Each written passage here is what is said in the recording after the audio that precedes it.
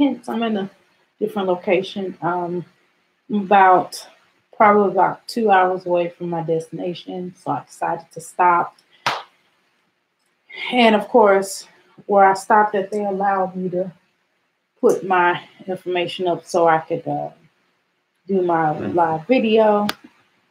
So, at any rate, thank you so much for tuning in. My name is Dr. Mira Sankofa Kwali, and I'm, of course,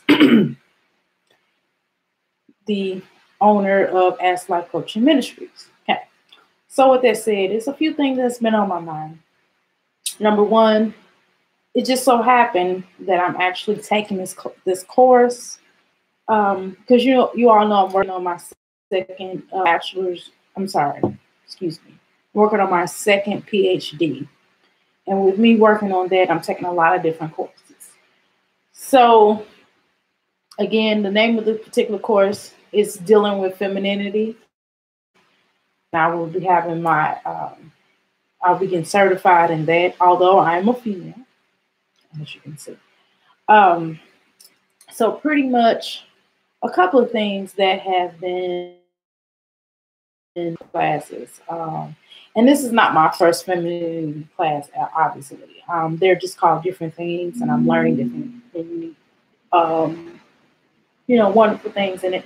You have to excuse my face was a little greasy. I went to the spa early on today, and I had in between that I didn't have time to do anything because I had to get right into my clients. I had to leave clients to spa to back to clients, and then I had to dash out of town. So anyway, I made it to one of my destinations. I have to do a drop off. Once I get done with that, I'll be headed to my primary destination. But anyway, with that said, thank you all so much for tuning in with me today. Anyway, and taking my courses that I've been taking, I've really, really, really, really been, it's just making me think, of course, because each time, because you have some good courses, you should really think, you should really try to not only complete the courses, but it's also in dealing with yourself. You have to deal with yourself. And then you have to deal and think about in other situations. So again, keeping in mind that I am old school. I'm 45 years old. So I'm kind of old school because I was raised with old school tendencies, but at the same time, I was raised in a fashion. My parents taught me, for example, about rape. They would say, hey, no man or nobody has the right to rape you, etc. If you say no, it's no, right? But at the same time, coming from being a 70s baby, we were taught, and my mother always talked about, because I had a traditional household. My father worked, my mother had a job, my mother was a professional, she was a teacher, and she had a lot of different degrees in teaching. And so, of course, my father was a laborer, went to college some. My mother went all the way through. I think my father had 2 years of college. And I think he was just like, but I know he completed 2 years. So that I do know. So, and he just pretty much he's always had good jobs. Even all the way up until he retired. So he had a nice job. And then from that job, he went and retired from another job. And so he literally retired from that job. He experienced racism on the first job. And so he left there and went to another job. And of course, retired there and then went to another job. And I think he retired there.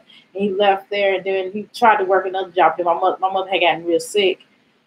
So he stopped working. Of course, my mother has transitioned. So with that said, let me go into what I'm talking about. I just want you all to understand and grasp what I'm going at because of the fact that my parents, I was raised in a traditional household. My mother cooked. Not that my father could cook. My father can actually cook, but my mother was a better cooker. My father knows how to sew, but my mother was a better sewer. So she did the sewing, she did the cooking, she did the cleaning. My father did help clean up sometimes. Like if it's something on the floor and he felt like my mother didn't do something right, he'll go back and mop the floor or he'll re-season it because he's like, you got too much stuff in here. And he'll add something. He said, put some other stuff in there. But that's just how my father was. He's a Taurus. That's kind of how we do. And that used to irritate my mother a lot, right? So in regards to that, pretty much was a traditional household. What my father said went. If I wanted to do something extra, I would ask my father. My father, well, I used to be afraid to ask my father, and my father would be like, "Hell no," whatever. And then my mother, I would talk to my mother. "Hello, how you doing, brother?" And I would talk to my mother, and then mother would go back and talk to him. You get what I'm saying? Traditional, strong man. You couldn't raise your voice in his house. He wasn't that type of man. He was, the feeling thing. You know how most of y'all are really feely, touchy type of thing. My father is not a feely, touchy type of person, although he does have feelings. I have seen my father cry at least twice, and that was because of death. Okay. And I think he was kind of sensitive when I had my daughter. When I first had my daughter, he had to leave the hospital. He did sit in there with me for a little bit, but he said I was in too much pain. He couldn't just watch me be in pain. So he left. Okay. And he's like, "I'm never coming in. When you have more children, I'm not coming in here when you're in pain with the children and this and this and that. What I'm going to do, I'll babysit." And that's pretty much, after I had my other children, he pretty much babysitted. He would watch the children while I was in labor. And that's kind of how he got down. And then my mama call him, I talk to him for a minute, and it'll be a wrap, right? So it's kind of how my father was, or is. So he's compassionate, but he's not like most people, right? So with that said, well, most men of that generation were like that, because my father's in his 70s. Okay. So with that said is that a lot of us have a different thing on rape, right? Because now it's to the point in rape, like now I even have to change a lot of my dialect because of how the way, even especially after taking this course, watching how the culture is kind of changing because women are having more of a voice. And every century or every so often, women do get voices. The voices are different. So in actual reality, we would always look at a situation where we'll be like, "Oh, I'm so sorry you were raped." But at the same time, and I'm just saying how culture was. So culture would deem it like, "Man, you shouldn't have got raped. You told them no. No is no." Okay. How you doing? Peace, King. So no is no, right? But at the same time, we would always say a situation like, "Well, did you sneak out at night?" So it would be a situation where the young lady snuck out at night to go over to this young man's house and he raped her, right? And so the first thing would be like, "Well, you shouldn't have snuck out at night." And in my mind, I was like that too. In my mind, I would be like, "Well, you shouldn't have been out at night. No, you got raped. That's messed up. Let's see what we can do as far as the law is concerned, and let's see what we can do on another." Well, that's another conversation now. Y'all understand what I'm saying? But at the same time, rape is a serious thing because it's very tragic. I myself have been raped, right? And it's definitely something that lives with you forever. It's something that you have to deal with for the rest of your life. It's something that, but it gets better. But mentally and psychologically and spiritually, it's better. Am I completely over it? I would say that I don't have dreams about it anymore, because I used to have dreams about it for a long time. Do I have dreams about this? Is it something I think about all the time? No, it's not something I think about all the time. But it's still in my brain. I still know that it happened. I still acknowledge that it happened. But I still know in my mind, even in knowing that it was not my fault, it's still for me. I still know that if I would have not gone out with this particular person, and I have gotten signs knowing this person wasn't righteous. You feel me? So again, we have to just, what I can say, correct. So what I would have to say is to teach our young ladies to follow rules. And I would also say for us to teach our men to follow rules as well, because men are coming now for it, in this generation, saying, "Hey, I've been raped too. Hey, I've been sexually harassed," because that affects them too, because it's a trust level, especially when it happened, especially when things happen when people are younger, because it affects you in a different way as an adult than it does as a child. Nevertheless, it's still painful. Nevertheless, it's still painful, no matter if it happened as a child, as an adult. I'm just saying because we look at it differently. We look at it a bit differently. But nevertheless, it's still painful. And so we have to really, like, be honest with our young men. We have to teach our young men that to really, damn near, let me tell y'all something. It's so sensitive now. And I'm not saying it's sensitive like it's bad, like you all always trying to, because they're saying now, according to my readings, according to everything that's going on, now they're saying this is a rape culture, that we've been brought up into a rape culture. And I kind of agree with that. I kind of agree with that. And so what we have to start teaching our young men and young ladies as well, because they're raping too. Some can rape as well. And we have to teach them. We damn near have to get a contract out. You damn near have to do a videotape. It's okay if we have sex. You know what I mean? Because again, so it's getting to the point now. It's hard to see. It's hard to use tunnel vision to know whether it was consensual or not. Because again, we know that it's a lot of cases where people have been falsely accused of rape. Okay, or someone raped. Someone might have did something, or you kind of may have forced. Yes, ma'am, I could do that in a little while. So some of us may have been forced into a situation, and we didn't necessarily know that we was forced because of the way that it happened, because it felt like it felt like it was a manipulation. It was done in a manipulative way. So, it's kind of like a thin line, because you said yes, but yet you felt like you was kind of forced into it. And so now it's to the point where, you have to damn near teach our children, male and female, to get a consent form to say, hey, can we have sex? Is it okay that we have sex? Damn near to the point where detailing oral, check, non-oral, no. You know what I mean? How far can we go? You know what I mean? If you are wanting to do a certain type of sexual conquest, a certain type of sexual, and I know some of y'all are saying it's not that serious. Yes, it is. Yes, it is, because again, you don't want to be bailing your child out of jail.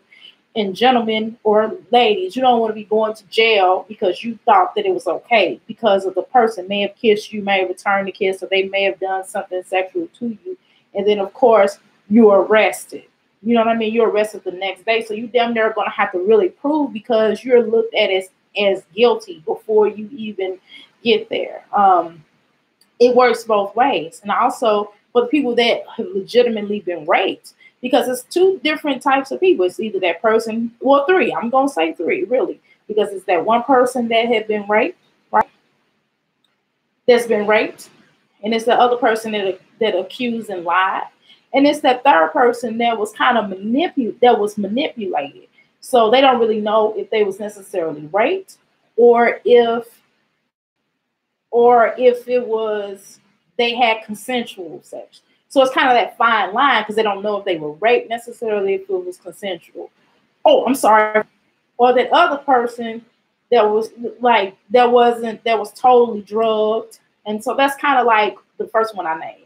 And this that other person has been kind of drugged and didn't know what really happened to them, but then something happens where they remember some things, and it's like they found out they were raped, So again, because people slip Mickeys in your drink, or we used to call them slipping Mickeys, but now they call them rape drugs.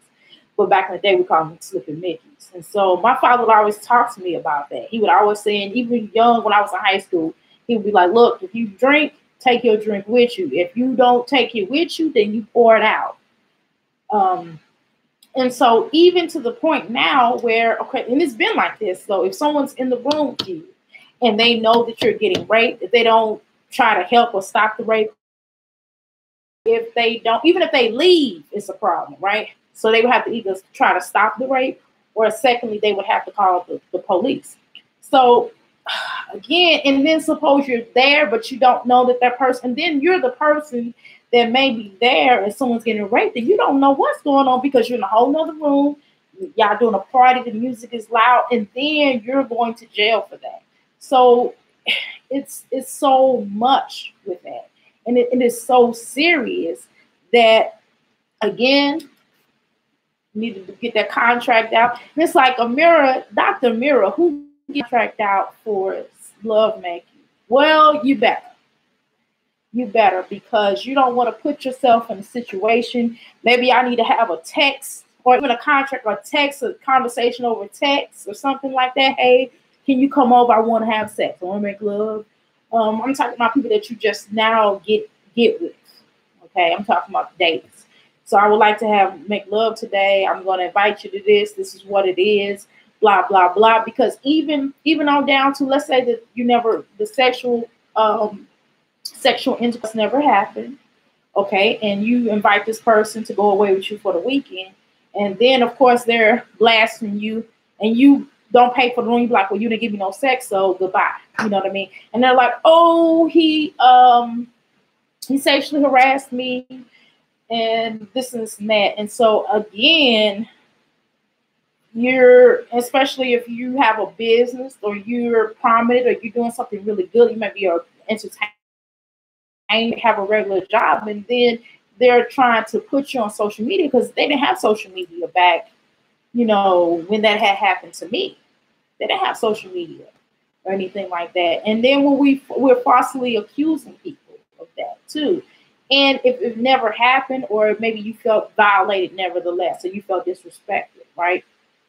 So it has to be a situation where, again, you do texts, maybe you do some contracts, and maybe you all have to establish where we raise our children. Now, we can raise our children our best ability. I'm not saying that we're raising rapists, because sometimes a child may have a tick, tick, tick, or something may happen to them where they may have been raped or molested, or something happened to them as a child, and then they become molested. And I'm not excusing, I'm not saying that that's okay either way. Of course, y'all know I'm not, because, but again, we don't know. So we have to begin to start having these conversations with our children. I set my sons down, I set down my daughter, and we have had these conversations about unwanted touches and likes and this and this and that. We've had that conversation, and we have to really talk. Now we have to really start talking to our children about dating and dating and going to people's house and sneaking over to people's house. We have to have that conversation too. We have to tell our daughters,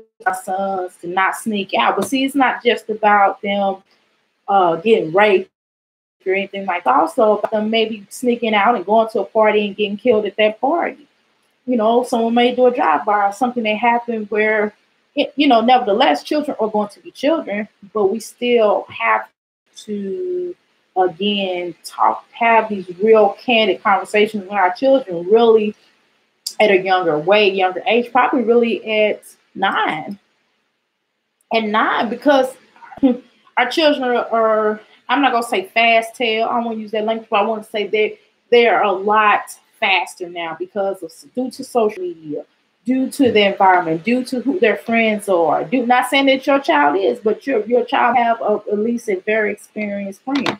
They may have a brother that's a little bit older, around the same age.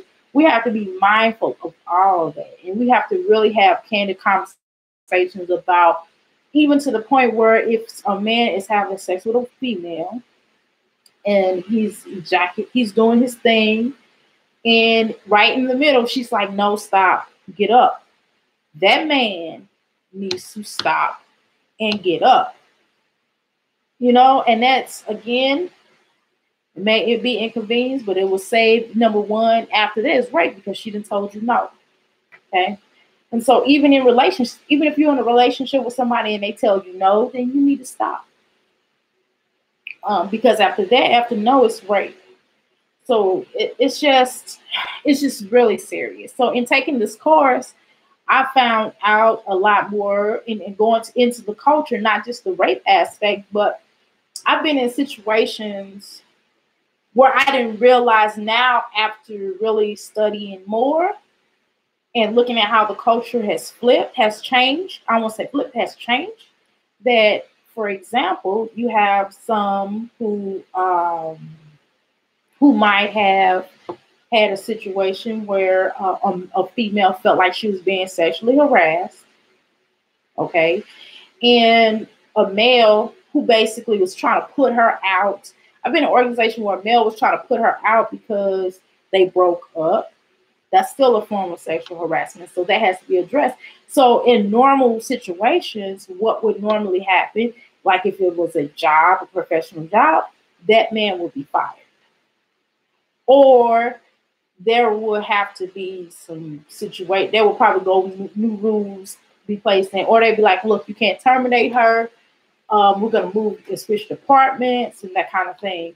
But if it keeps happening, then you have to let go of that person. And so nowadays you get fired. It's no, if you can prove it, you out of there. And sometimes even just word of mouth can get you out of there on a job. I remember, let me tell y'all a situation that happened to me, and this is some deep shit, right?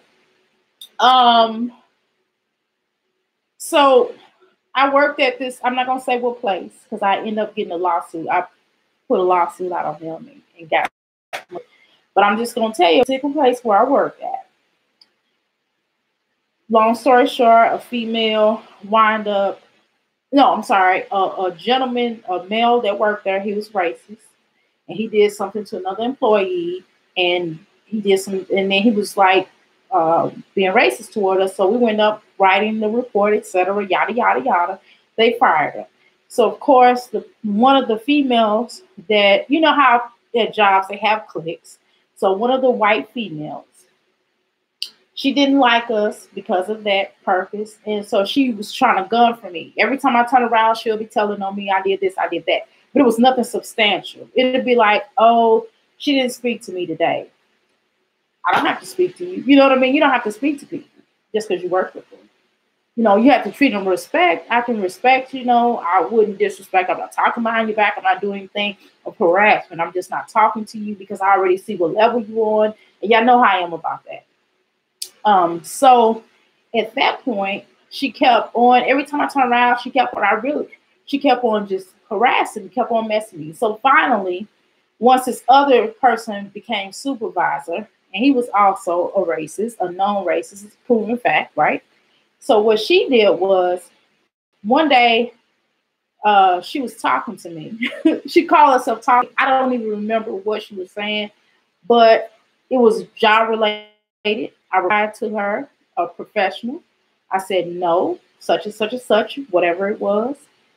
And I just sat there because we were in the process of doing something. And so a song came on and I started singing the song. And actually, let me tell you what song it was. It was Al Green. And I was singing, I'm so tired of being alone. Okay? Just a song. Didn't say anything to her, none of that. And so she had tried to get me fired. And so they had a situation where you could hold court. So basically I held court. And they asked me, and one of the persons that was in my department was also like one of my peers. And so I was just basically like, you know, and they asked me what happened. I basically told them. And then I told them the whole situation all up until that time. Long story short, they threw it out. But again, do you understand that it got so serious that I almost lost my job? Because all I was doing, I answered a question in a respectful way, straight face, no smile, no frown, just straight face, like, answer the question because it replied to the job and she needed to know. And so I had to do that, right? So I did that. And as a song came on, I started singing. She started having this general conversation with someone else. And it wasn't even me loudly singing. It was just like, you could even hear me. You just knew my lips were moving, right? And I was just doing what I was doing. I was continuing on with my work, okay? I wasn't loud. It wasn't disrespectful. I wasn't the only one singing. Everybody, kind of pretty much people around, because everybody likes Al Green. Even I was dealing with a client, customer, and they were singing. So it wasn't a thing where The client felt a certain type of way. We were all singing, and I don't know, she was doing something else, and we all phased her out. And so anyway, like I said, she was trying to get stuff. So again, what I didn't tell y'all was that she said that I was sexually harassing her. I'm sorry, I left that out. Did I leave that out? And so of course they threw that out because I would have had a lawyer and they would have ate that up. I didn't even go in there with a lawyer. I went in there with myself. I had the time. I had one of the customers that regularly came in with me. I had witnesses. I had about 5 witnesses, like 3 customers and 2 people. And so that was thrown out. They had to throw that out because how is that sexual harassment? I didn't say I didn't touch your butt. I didn't make any sexual indications. I didn't mess with you like that. I didn't talk with her like that because of her energy. Because like I said, she was racist. So I'm not going to, I know you don't like me. I'm not going to have a conversation. I don't like you either. You don't like me, I don't like you. But anyway, that was crazy. And I got that thrown out, and they just basically chopped it down that I basically hurt her feelings because I was singing, but it didn't it wasn't in my file or anything. So they just wrote, hurt her feelings. I didn't even sign that. I was like, well, I'm not signing that because how would I hurt her feelings? Please explain that to me. And I was like, well, okay, I'll just get a lawyer. And then when I said I was going to get a lawyer, they dropped it. They even took off her feelings. Okay. But I wound up end up suing them anyway because of racism and real sexual harassment, because that's a long story. I'll have to tell another video about that one day. But anyway, so you get what I'm saying? So that's easy. People can easily be accused of that in this environment that we're in. And some could be definitely justifiable. And other points could be grounds of shaky. And then some points could be a total damn lie. You could be lying your ass off that that nobody raped you or sexually harassed you or whatever. But that's the climate that we in. So we have to be careful. We have to be careful on how we talk to people at these jobs. And that's another thing. We have to be mindful about when we're doing business, men, even women alike, in higher positions. You have to, it's to the point where it's kind of scary to even play with that person, because even if y'all have a friendly relationship or friendly co-working situation, that person could get mad at you. Maybe you can give a day off or something like that. And they can use what you said 5 months ago. And so we have to be careful. We have to be very careful. It's a dangerous game out here, because you could either get locked up and do a whole bunch of years, or you could really do some deep time. And nobody really wants to go to jail for something that may have been taken too far, or maybe something that you said, but you didn't mean it like that, or something you've done that you didn't, or maybe you need to go, maybe you need to pay for what you did. I mean, who knows? But the point is that we have to instill that into our children, male and female. And then we have to instill into ourselves that we're dealing with a whole nother situation. Because once that stigma gets out there, thank God that didn't get out there for me, because it wasn't a situation. It was nothing. How do you find sexual harassment? I'm singing, I'm so tired of being alone. And all that.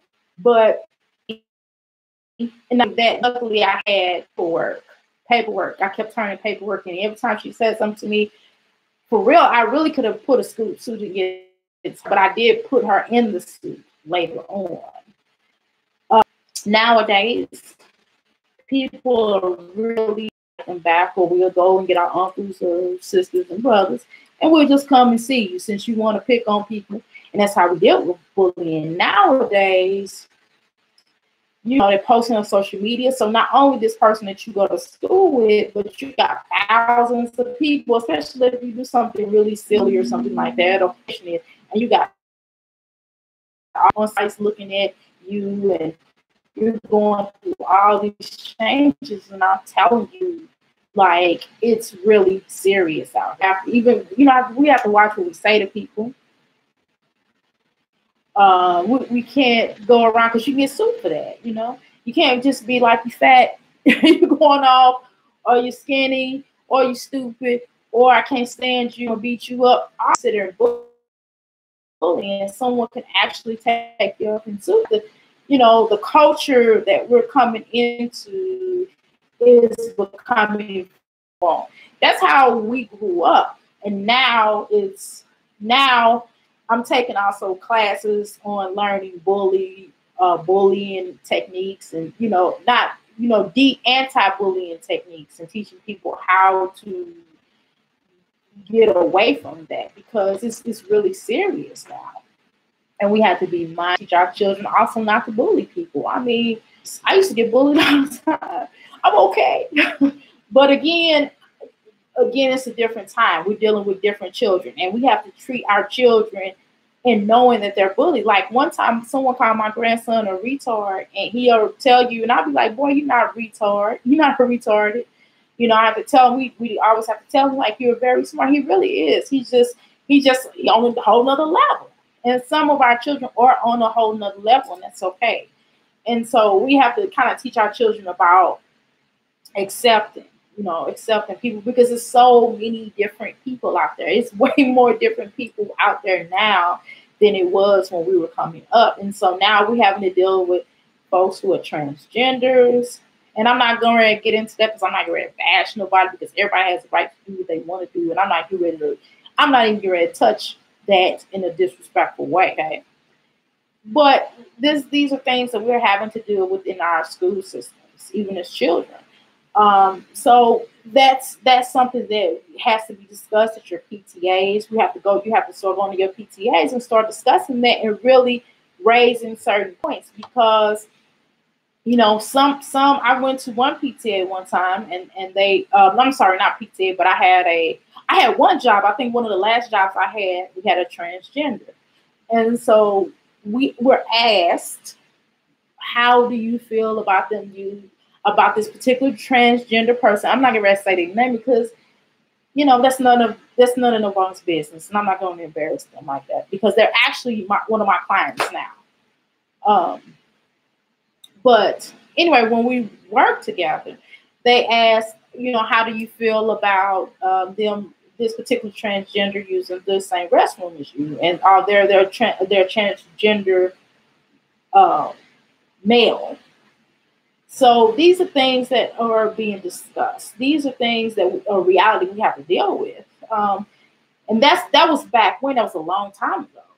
And now they're just kind of, you know, this is a transgender who you're working with, and this is what it is. And some jobs make bath restrooms for just transgenders, and some or it'll say other on them. It may have a female and a male sign, you know, meaning, you know, either one can go, either transgender person can go in there, or they may have, some companies just say, hey, if you're a transgender male, go in the transgender male stall. If you're a transgender female, you go in the female gender stall. So all that is things that we're dealing with now. We're dealing with all that now.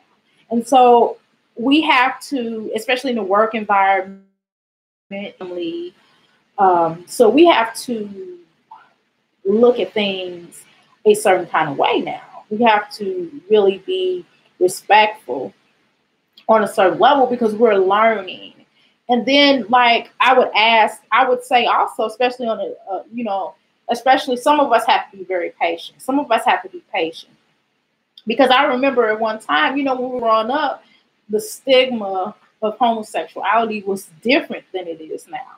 And that's also what we have to deal with. We have to be mindful. You as an employer, you have to be mindful of that. You can't, you know, you have to call a person what they want to be called, you know. Because if you keep saying him, and it's, you know, she's a transgender male, transitioning into a female, then that could be a form of sexual harassment. I'm telling you, you have to be careful of that. You don't want to lose your job because you don't want to respect the person's belief or reality to be who they want to be. And so even with me, I'm changing my name. I'm legally the rest of the process will be changed in August. So the rest of my name will be legally changed. My whole entire name. And so people can't just walk up to me. I wouldn't allow anybody to just walk up to me and call me by my slave name. I'm the only person that I can attest to do that would be my father.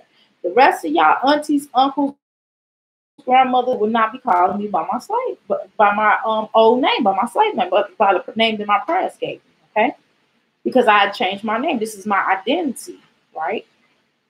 So again, I had to look at it like that, and I was like, wow, okay, well, I do have to be respectful because I don't want anybody wanting to call me something else. I don't want to be called bitch. I don't want to be called a whore. You know what I mean? Those negative terms. I don't want to be called a nigga. Um, nigger. I don't want to be called that. I don't want to be called identified by. So again, we have to now we're in a whole nother culture, and we have to accept the culture that we're in. I don't care if you're in the movement. We're just in a different culture now, and we have to do things a different way. The misogynistic way of looking at things is like over. You know, um, there are different roles. I mean, you can do whatever you want to in your own home, but even with that, choose wisely because again, I remember when I was coming up that was the big craze of women telling their husbands, no, I don't want to have sex, or their husbands right in the middle of having sex with their women, and they'd say no, and then that would be considered rape after that, right? That was the big craze when I was coming up. But back when my parents, that wasn't really. I mean, it was like, well, you was doing it, so it's cool, it's legal, it goes down. But now, when I was coming up, like I said, it would be rape. They would be like, you're raping, etc.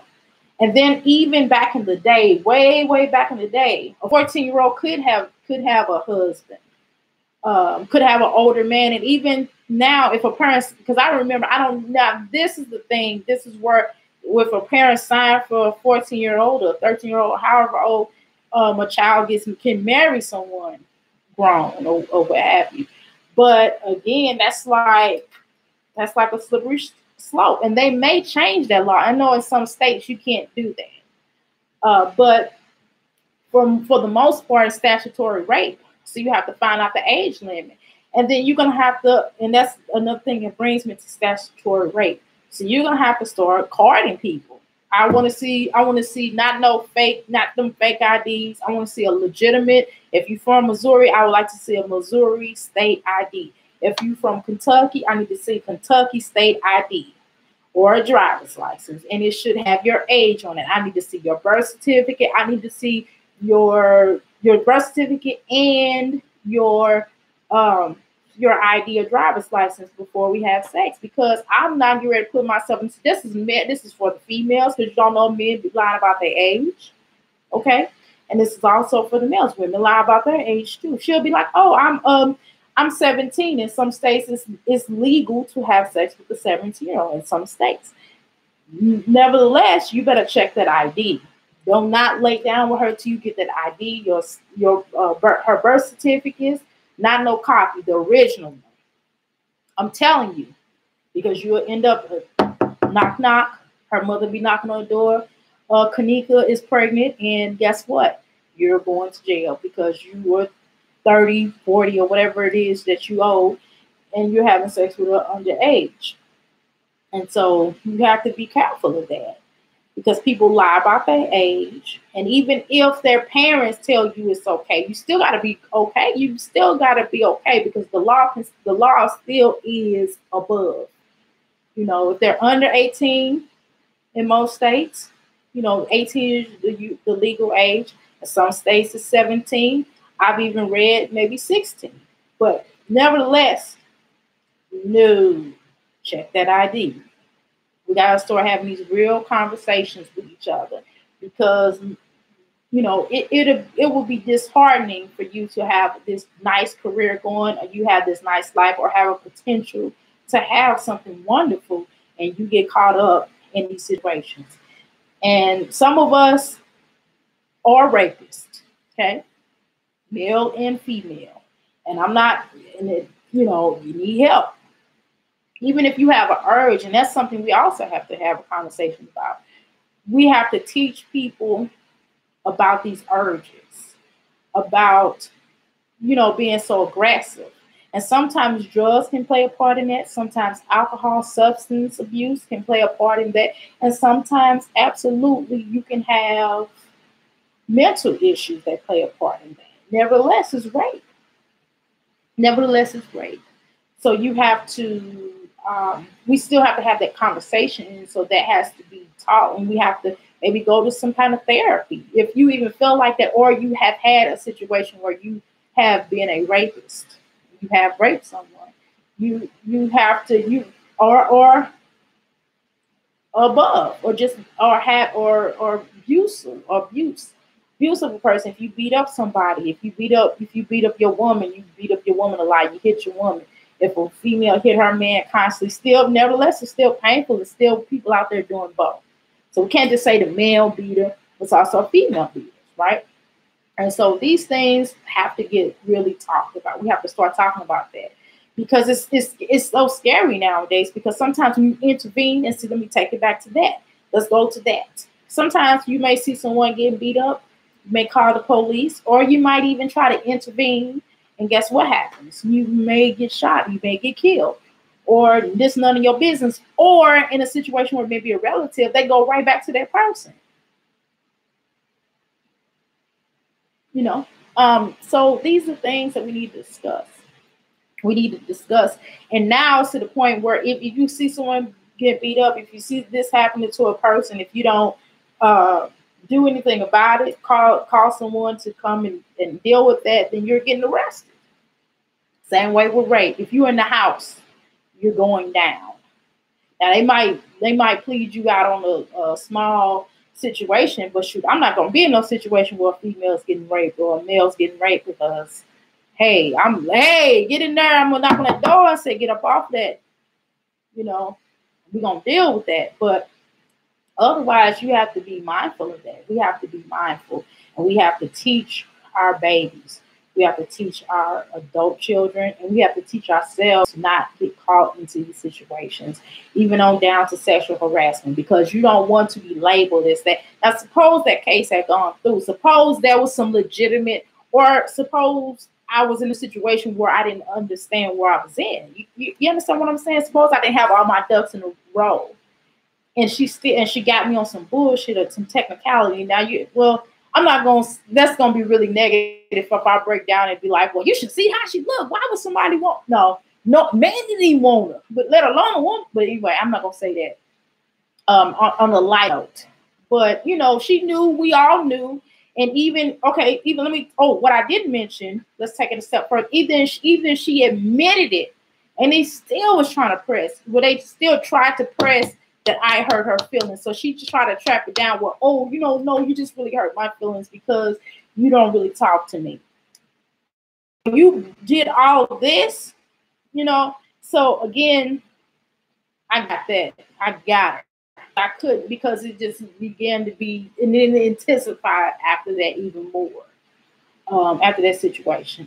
So again, we have to be careful of that, because I've been sexually harassed before.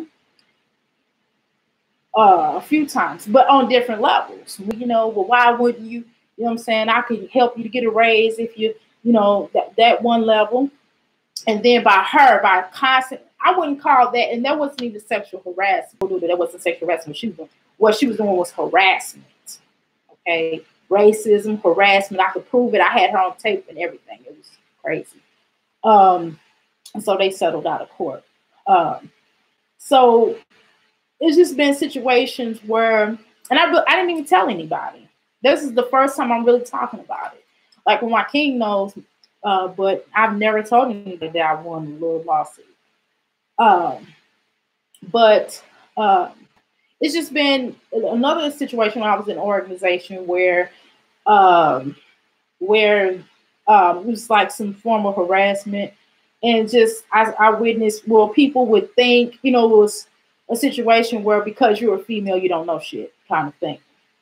Uh, so the misogynistic energy. Okay. So I've experienced that a lot. And so they'll try to blanket it with no, you upgrade females to a higher point, but they'll put you in a position but won't give you the authority. You feel me? So it's like a token situation. So I've been in nonprofits that have done. I've been in a nonprofit that did that, and then they would try to spread rumors that you were having sex with this person and that person because to get your status.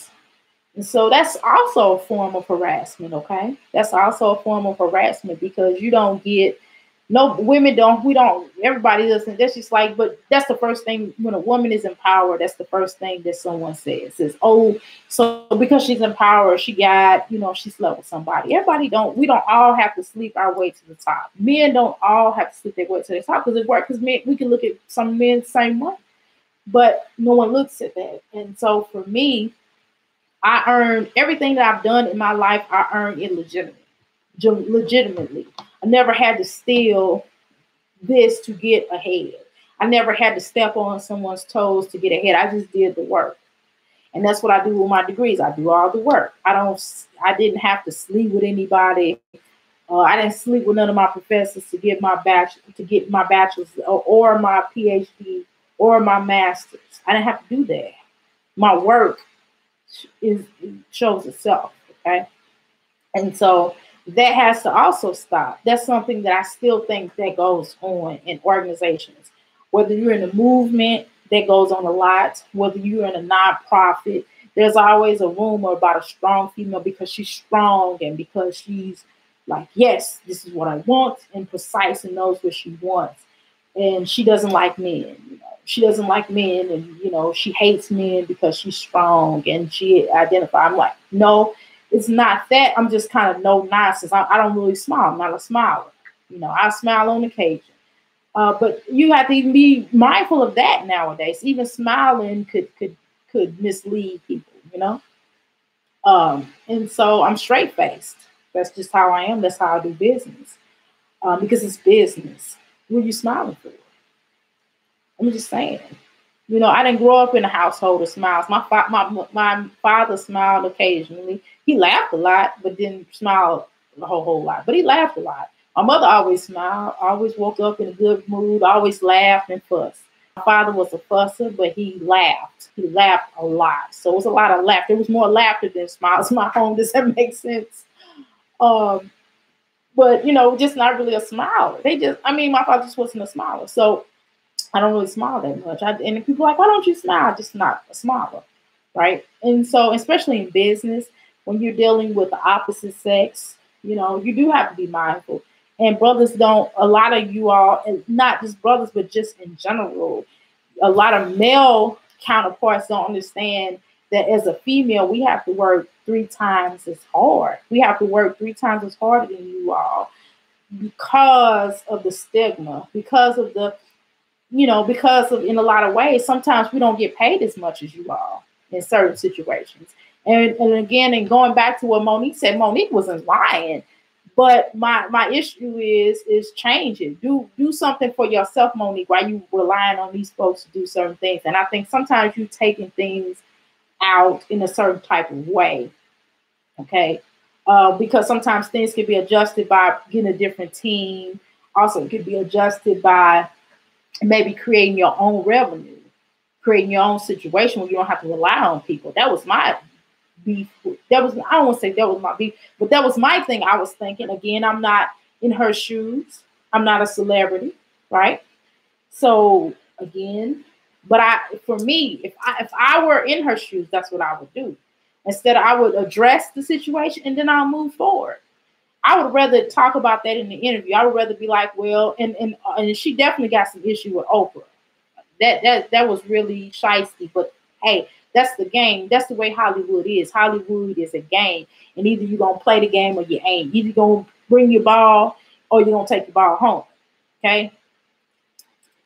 That's how it is. And they tell you about what the game is when you first get into Hollywood. So I don't know. Maybe they didn't tell you. I don't know what the situation is. But again, in a lot of cases, even in the healing world, a lot of men, it's men could come out and be like, and be the stereotype or motivational speakers or things like that. And they'll come out and they'll get paid like way more than females on some occasion. But I'm not going to complain about it. I'm just going to make changes and do what I need to do. You know, but women do have to work twice as hard because we have to prove that we're the boss. We have to be the boss. We have to be bossed up. And we have to carry a certain type of image because, again, we don't want within 5 seconds, even when working with male clients, we don't want to be looked at as, at one point when I dated, you know, we don't want to be looked at as sluts because we might have, you know, same with males. When men might have dated one of their clients, like a lawyer, for example. A lawyer, if he's a lawyer and he represents someone and he's a single man, he doesn't have a woman, whatever the case is, and he looks at a woman and she is an attractive woman and he represents her and he's like, wow, she's an attractive woman. He's like, hey, would you like to go on a date? I'm interested in you. I think you're a nice looking person or whatever. And so it goes down. Again, he has to be mindful of that. So it's kind of hard too. It's hard for y'all too, brothers. It's hard for y'all young men as well. And you have to be mindful of that because you don't want to look like you're, you know, and then she hadn't paid her bill yet. So she's thinking that, you know, her bill is free now because you done represented her. Now you taking on a date. No, she still got to pay the bill. You still make it clear that you still got to pay the bill because it's business, you know. And she might take you and say you sexually harassed her. And see, again, you know, so that's why we have to be mindful in this world. This world is just getting deep. It's getting deeper. So have to be mindful and watchful of how we conduct business, even conducting business on your business. You don't want people to think that you're sleeping with all your clients. One situation where you hung out with somebody and y'all might have slept together, and you don't want them to try to put the label on you of a slut or a whore, all these different things, and the whole slut shaming situation goes on because nowadays you call somebody fat, you're fat shaming, you know. So, or if someone has multiple partners, you know, they doing whore walks and slut walks. I'm sorry, I apologize. It's called the slut walks. And so it's just a lot. It's so much going on now. It's hard to keep up with all these things. I did a long enough video. I haven't talked like this in a long time, but it's just a lot. This has just been heavily on my mind, and I think that we really need to address that, and that has to really be talked about. Okay. So anyway, thank you so much. I appreciate y'all for tuning in to me and do a watchful eye of my video. I thank you so much. Namaste. Again, to reach me at www.ask314life.com. Why you gonna tell me 502-208-9142. Thank you so much. I'm doing this is a live, and this also be found on my YouTube video. Also, please subscribe to my YouTube video. I'm trying to get my numbers up. Y'all come on, help me. You know, I got like enough Facebook friends. I need more people to subscribe to my YouTube. Okay, that's necessary. So that's Amira Sankofa Kwali or Amira Kwali. I have 2 different pages. I'm really going to condense down to one. But a lot of times when you have emails, they'll add you onto YouTube or whatever. So anyway, either one, you can find me, and you all pretty much know how to spell my name. And also I'm on Twitter as I got a Twitter account. I don't remember that information, but you can find me on Ask Life. I think it's Ask Life Coaching. If you just type in Ask ASK Life, and you can find me on what is that? Instagram, the gram, as they call it, as my children call it, the gram. You can find me on the gram. And so you can email me at askask 314life@gmail.com. And I look forward to working with anyone that is ready to get some type of healing. And if you want to invite me on your show and discuss, whatever topics, what's going on in the world, I can hit it from a life coaching, healing, metaphysical standpoint. I'll be happy to break that down. But thank you so much for tuning in to me. Namaste. I'm in Facebook now. I gotta end my YouTube. Thank you so much.